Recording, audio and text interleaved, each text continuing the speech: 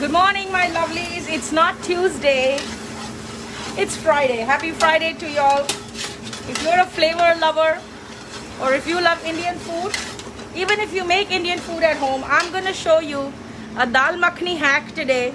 If you follow it, your Dal Makhni will taste exactly like it's sold in the restaurants of New Delhi. Let's just get started. I'm gonna flip the camera. Good morning, Sudha. Happy Friday to you. If you love Dal Makhni, you're gonna love this video. Hang in there with me. We have catering today, so I'm just getting in there early. I'm making Dal Makhni, Malai Kofta, chicken kadai, tawa paneer, what else? Tawa paneer, Malai Kofta, veg biryani, and palak paneer. So that's on the menu. But since I was doing the dal, I thought let me bring you guys in. Hi Melanie, good morning. So this is our Dal Makhni. And usually when we make it at home, we add lots of onions, we add lots of garlic, we add a lot of ginger. Now I'm gonna really bust a myth and tell you that usually the way Dal Makhni is made in restaurants in New Delhi, it does not have any onions. It's gonna come as a big shock to you, but yes, it's the truth. Sandhya, hi, good morning. Let me know where y'all are tuning in from. It'll be really nice to see where all the lovers of flavorful food and cooking are tuning in from. So I'm going to walk you through how I made the tempering. I added oil to the pan. Then I added straight up ginger garlic paste. Let me show you what it looks like. This is what it looks like. You can use grated ginger and grated garlic as well. Yay, Melanie from South Africa is in the house. So add this to the oil, add some cumin seeds, and add these red chilies, dry red chilies. You could use Sichuan chilies, you could use Kashmiri chilies. Good morning, Tim. Whatever you have access to, right? As soon as the ginger garlic paste is aromatic and you know that it's not burning, add some dry fenugreek herbs, which are these. It's called kasuri methi. If you go to any Indian store, you can find it. It's a dry fenugreek herb, right? Add that. Then immediately add a handful of fresh tomatoes. But here's the trick. The entire game of getting it to be this creamy comes from a very simple ingredient, which is this. This is canned tomato puree, and this is what restaurants use. This and a combination of heavy whipping cream and butter is what gives it the flavor, right? So the lentils have been boiled separately before. This is a combination of black matpe beans and kidney beans that were soaked overnight and then boiled with pieces of ginger and garlic and a couple of bay leaves and salt and lots of cilantro stems. So don't throw out your stems of cilantro. Use it when you boil your lentils. It's going to make them very flavorful, right? So once the tomato mixture was cooked, I added the spices. I added a little bit of salt. I did not add any turmeric to this. I added coriander powder. I added a little chaat masala. And I added Indian curry powder. The brand that I use is called Kitchen King. Okay, so if you're doing any kind of North Indian Punjabi style dishes, this is what you need to add. This is the Indian curry powder that I use. Do not use curry powder from like American stores or online stores because they don't know what they're talking about. Good morning, Kina. Welcome. So now is the final part. You're going to add a little bit water so that the dal can continue to simmer and become creamy. Okay? Now the trick to adding the heavy cream is you don't want to add it too early in the game because what's going to happen is it's going to have the oil float to the top. Okay, I need both my hands for this. Hold on one second. Sam, can you open this for me, please? Okay, so if you add this really early on and the lentils are simmering, all the oil will separate and the butter will separate from the cream and it's going to be quite unsightly, right? So the trick to adding this cream is that you first cook out everything and make it homogeneous. Once the tomato paste that you created, which is the tadka, the herbs, the spices, and then add back the boiled dal to it, add some water and let it become creamy like this. Okay, that's the trick. Let it become creamy like this and then you're going to go ahead and add the cream. Clearly I don't have, I need to open this with, I need two hands which I don't have. Hi Priya, good morning. Can I sing, hi Sam, you're here early? You know, the one who came here to eat? Oh, Should I go? Yeah, he's always here when I need a catering extra hand. So we're gonna add in the heavy cream very slowly and stir it enough so that it doesn't become white on you. It still has to have a golden reddish kind of a hue. So add it slowly. We don't need the whole thing. And then this is the part that's going to simmer out more. Also remember, whenever you add any kind of dairy, whether it's yogurt, whether it's heavy cream, whenever you add any of those things to your sauces, always go back and taste the calibration of the spices, because it tends to tone them down.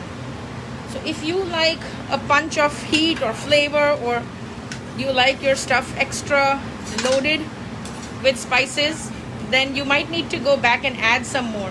You see how it's still creamy, but it hasn't lost the color. Now I want this to cook out and become homogeneous, but I also don't want it to have the oil floating on top. And the best way to avoid that is to add just a little bit of water. Some people like to add milk. Like if I do it at home, I add milk. My mom used to always add milk to dal makhni. Makhni means buttery. And even though buttery refers to the texture of it and the creaminess of it, it has kind of become synonymous with using loads of butter. Thank you, Tim. I appreciate that. So you could actually do the same thing with coconut milk. So Tim is vegan, right? If you don't do heavy cream, you can do coconut milk. Now they have versions of coconut milk as well. Okay, so now this is going to simmer. And one last thing that all restaurants always add to their dal makhni, the last things that go on are garam masala. So we're going to add garam masala. Definitely some more fenugreek herb. Just take it, crush it like this, add it while it's simmering. And believe it or not, sugar.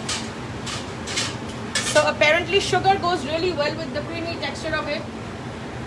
Even if you want spicy dal, definitely add sugar to kill the acidity of the tomatoes that you've used from the tomato puree, okay? It's again a matter of personal preference. Some people don't add it, but I'm telling you exactly how the restaurants in New Delhi make it.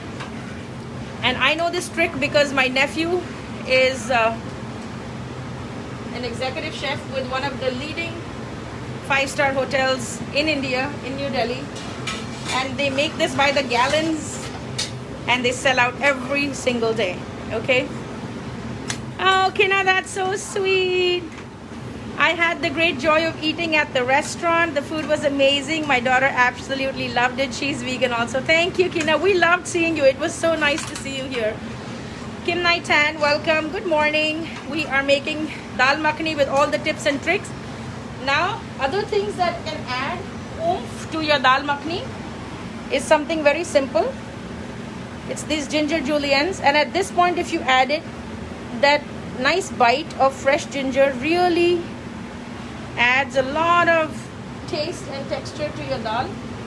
So imagine the creaminess of the lentils, the little bit of heat that comes from these peppers. We also have cardamom, we have cloves in here, we have bay leaves. So all of those things are gonna keep giving it flavor. And if you're making it now, but it's going to be eaten maybe a couple of hours later, if you think that it's too runny, don't worry. That's exactly the right consistency that you'll have once you're ready to eat it. Because any kind of lentils or beans, they tend to thicken up as they sit and set. So this is going to simmer away. I'm going to allow that to happen.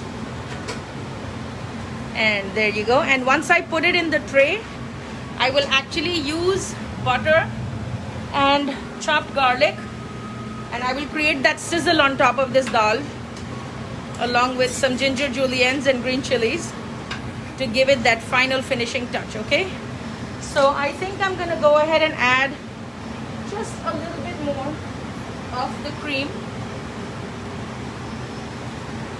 Bear with me 1 second as I try to, and you can always taste it along the way to make sure that it's buttery, it's creamy. So it should really have like the same kind of mouthfeel that you get when you bite into, let's say, a butternut squash soup or something, right? It should really hit those notes. We did add a little bit of sugar. So next time you're trying to make restaurant style dal makhni, this is how you're gonna do it. Just don't add the onions because onions kill the flavor of the cream.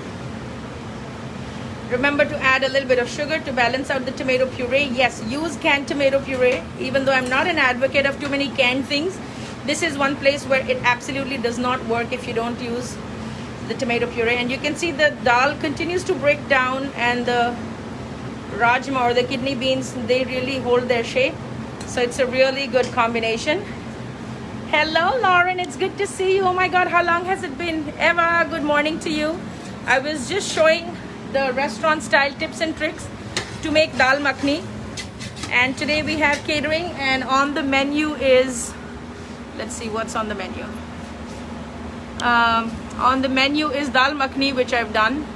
I'm working on the palak paneer. The tawa paneer is going to be made in the tandoor, and I'm going to toss it with bell peppers and onions. This is the tawa masala that I've made, which is equal parts of fennel, cumin and coriander seeds, and then I'm going to grind it coarsely. I will also add some star anise. This is the common onion sauce that I'm making for my kadai chicken and for my palak paneer. What else? And then this is the stir fry blend that is going to go into my kadai chicken and my kadai chicken, and what is the other thing that I have to make? Tawa paneer. So I'll be using this very sparingly in the tawa paneer, but the kadai chicken will get this. This is a blend of almost 16 to 18 spices. It's available on my website as stir fry spice blend. Everything has been pre-roasted and ground, so you don't have to chop any onions, you don't have to do any of that stuff. Just add this to your paneer or tofu and make the most delectable stir fry with bell peppers, onions and tofu. Add the tofu all the way in the end. So yeah, this is the entire menu. I still have to make the chicken kadhai. Kadhai means anything that's made with bell peppers, onions, like onion petals, bell peppers and tomatoes that have been blanched. The kitchen staff will make the malai kofta and the vegetable biryani. They will also make the paneer tikka, which is going to go in the tandoor, and then it's going to get tossed with the bell peppers and the onions. I make everything fresh on the day off. So if you're thinking of catering a holiday party or an office holiday party, or you're hosting some guests at home, definitely reach out to us. We can certainly satiate your flavor taste buds. I hope you're going to follow these tips and tricks to make the restaurant style dal makhni. If you're just tuning in, definitely go back in there and catch it on the replay. Don't forget to follow this page and share it with any other foodies in your life so that they can also benefit from the tips and tricks. I kid you not, make it like this and you will actually get the same exact taste of dal makhni as it's made in New Delhi's restaurants. This does not have any onions, and yet it absolutely tastes freaking amazing, no kidding. Hello Sharad sir, good morning. Aarti Bhanot is watching. Good morning to all of you. If you have not headed over to my website and downloaded a free chana masala recipe, honey, you need to do that. It's not a traditional Indian recipe, but it's the easiest recipe for a chickpea curry, which means that if this is just your introduction to Indian food and you've never tried it and you're a little skeptical, oh, how is it going to work out? Am I going to like it, not like it? Try that recipe. All the ingredients that you need in that recipe come from an American. They're available in any supermarket. It's nothing exotic about the recipe, but it's just so easy to make. You'll be very proud of yourself and your food will be ready in no time. That chana masala recipe is from my book, The Vegan Indian Home. For those of you that follow my website and follow my page, there is a new website makeover coming up. There is also 4 or 5 more books that are coming out, which are based on all the classes that I teach. So there is a book about how to do the basic curries of Indian cuisine. There is a book about appetizers. There is a book about beverages and dips. There is a book about, oh my God, so many, right? So stay tuned for that. Also, the spice blends are in production right now again. So we will be doing a drop before the holidays. Some new products that are going to get added are cardamom coffee, which is instant cardamom coffee. Of course, chai masala, which we always sell out of. All of those are going to get restocked. So if you want to head over to the website, place any orders, do it early so that I can ship them in time for the holidays. And you can use them for your family gatherings or as Christmas presents or as stocking stuffers. And regardless of what time of the year you place an order, we always gift wrap everything, and we put pretty heart stickers on it, and we wrap it in red tissue paper. So it's a very festive thing to get a package from us. All the books are going to be free, are going to be e-downloads, so you can get an instant download Only the Vegan Indian Home is available as a hard copy and as a soft copy. Okay, so if you have any questions about what you saw, definitely drop it in the chat below. I appreciate each and every one of you that tuned in from different parts of the world to catch me live. I'm gonna go back into making the masala for my kadai chicken and for my palak paneer. So I'm just gonna make a common onion and tomato tadka, and then I will split it with additional aromatics to characterize each dish so that it stands out and tastes different. Just a quick look at the dal. You see how we are getting these nice bubbles of like lace and surf. So when you get this surf-like texture, it's time to really slow it down. If you have a slow cooker and you make this dal in a slow cooker, I kid you not, it's going to give you amazing results. So if you did all the steps up to this part and then set it in the slow cooker and went to sleep, the next morning you will have the most amazing dal makhni, because it has the flavor builds over time.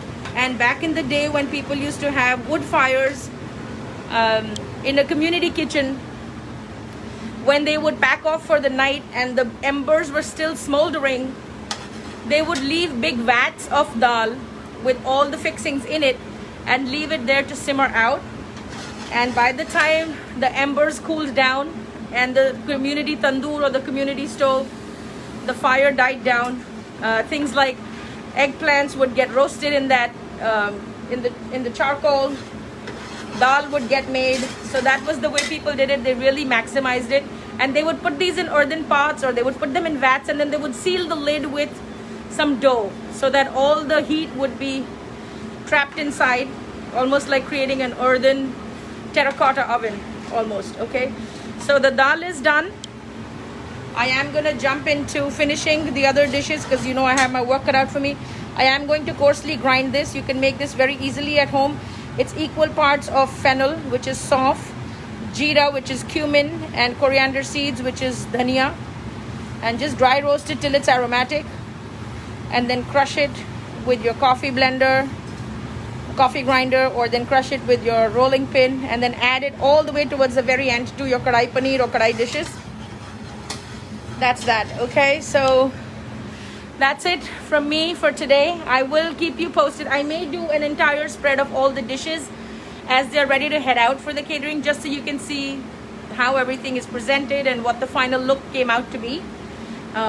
If you can catch that live, I'd appreciate it. If you can, there's always the replay button, but certainly stick around, hang in there. I will be bringing you more recipes and I will be doing more lives down the road. Have a blessed day. You too, Kenna. Thank you so much. Be blissful, be flavorful. Make the most of whatever the day brings you.